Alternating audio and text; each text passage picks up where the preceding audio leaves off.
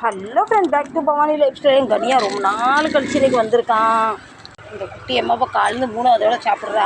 எங்கள் கனியாப்பா முந்திக்கு இப்போத்துக்கு ரொம்ப டிஃப்ரெண்ட் ஆகிட்டான். அந்த கூட்டு போய் ப்ளூ கிராஸில் ஆப்ரேஷன் பண்ணதும் அவன் ரொம்ப பயந்த சுபாவம் மாதிரி ஆகிட்டான். நான் வில்லன் மாதிரி சுற்றினவன் இப்போ ரொம்ப சாஃப்டாகிட்டான்.